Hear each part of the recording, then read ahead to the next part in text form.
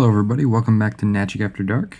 Today, I've got a story that I got permission to use from user Bill the Frog, and it's called I Don't Think My Mom Is My Mom Anymore. So, I'm going to be reading that today, and I hope you guys enjoy.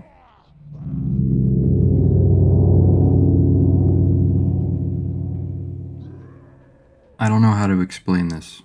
I just need someone to tell me that I'm not crazy. It started last Wednesday. Mom made spaghetti for dinner, and everything was normal. She laughed at my dad's terrible jokes, made me set the table, and scolded my little brother for playing with his food. Just a normal night. Then, around midnight, I heard a noise. At first, I thought it was the wind, or maybe our cat knocking something over. But when I got up to check, I saw Mom standing in the hallway. She was facing the wall, completely still. A deep, animalistic instinct curled up inside me. Something was wrong. I could feel it in the back of my throat, thick and sour, like I'd swallowed a mouthful of spoiled milk. "Mom?" I whispered. She didn't respond. I stepped closer, bare feet sinking into the carpet. The hallway light was off, but the moonlight through the window cast a soft silver glow over her silhouette. Too stiff, too straight, like a doll propped up on its feet. "Mom?" I said again, voice barely above breath. Her head snapped towards me. Not turned, snapped, like someone yanking the cord of a broken marionette. Too fast, too sharp. My stomach lurched. Her pupils were huge, swallowing up the color in her eyes. Wide, too wide. I felt like I was looking into two black holes, and if I stared too long, I'd get sucked straight in. She smiled. "Go back to bed, sweetheart." Her voice was too normal.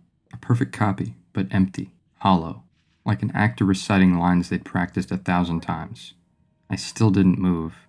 She blinked, once, slowly, then turned and scuttled back to her room, like nothing happened. I barely slept that night. The next morning, she was in the kitchen making pancakes, humming to herself, acting perfectly normal, like I had imagined the whole thing. Maybe I had. But then things started to get worse. She started watching me.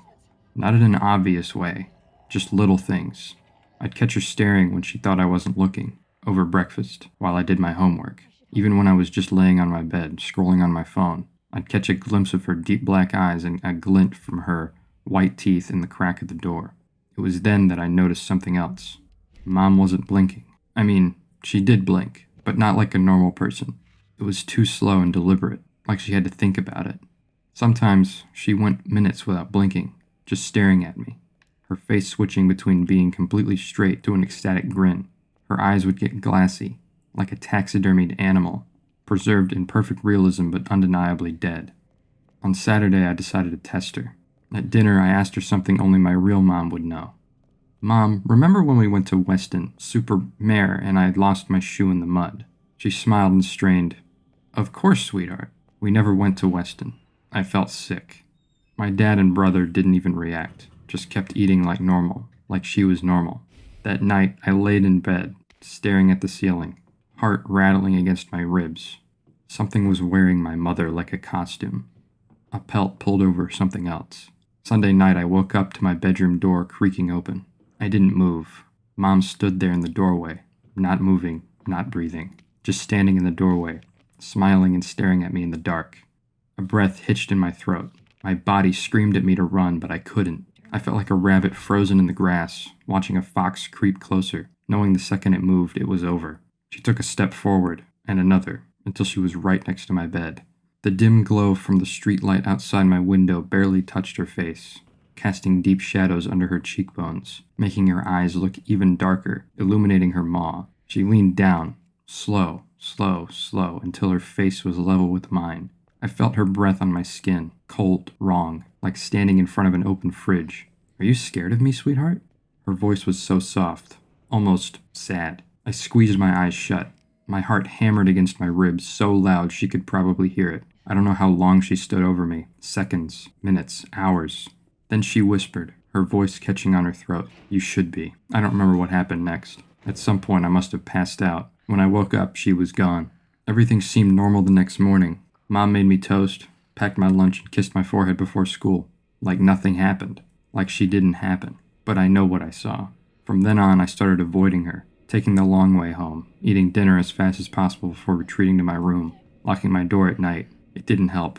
Tuesday night, I woke up outside. The cold bit into my skin, my bare feet sinking into the wet grass. The moon was too bright, making everything sharp, too clear. I turned. Mom was standing by the back door watching me, not moving, not breathing, just smiling.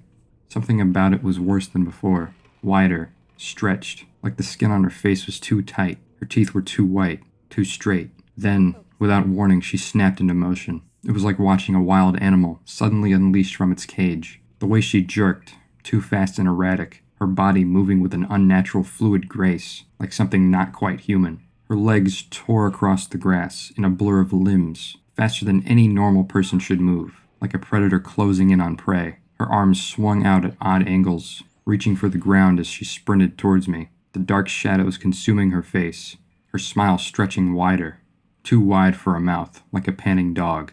She didn't run like a person. No, she hunted. Her bare feet slapped the earth, and it was like the ground itself trembled beneath her. I heard the sharp breath she took, the ragged, gasping sound of something desperate, something starving. I froze. Every instinct in my body was screaming to run again, but my legs would not move. My heart raced in my chest, trying to beat its way out. My throat was dry, tight with terror, my body frozen in place as her distorted figure came closer, faster. I had only a moment before she was on me. The hairs on the back of my neck stood on end, the air around me filled with something sickly sweet, like rotting fruit. She was almost there, but I couldn't move, I couldn't breathe. And then, just as she was about to reach me, her face twisted into a neutral expression. She stopped, still, just like that, as if a switch was flipped, and she was back to the expressionless, staring thing she was before. She stood, breathing heavy, eyes wide and glassy. "Sweetheart," she whispered, voice soft, too soft. A whisper that should have been a scream. "I've missed you." I couldn't speak. I didn't wait. I finally bolted. I don't remember how I made it back inside. I just know I didn't stop running.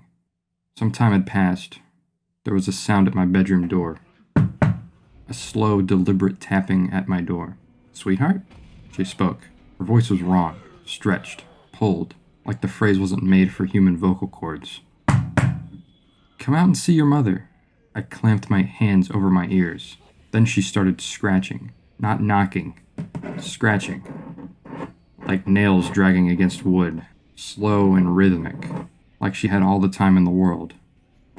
The scratching didn't stop, not for hours, not until my dad and brother came home.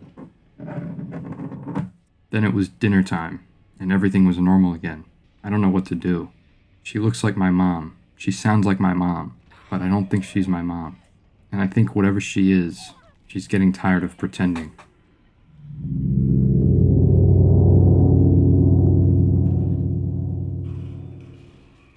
I hope you guys enjoyed that as much as I did reading it. Like, big thanks to Bill the Frog. That was a really good story. Like, I think that's my favorite one I've ever done on the show so far. That was really good. In the description, you'll find a link to join our Discord where you can chill and chat with us while learning about behind the scenes on videos. You can also submit a scary story if you want to magicafterdark@gmail.com. You'll also find a link to buy Dubby Energy, and you can use code POINTC10 to get 10% off your order, and that goes for anything on the website. And I hope you guys like and subscribe and do all that stuff, and I will see you all in the next video. Bye.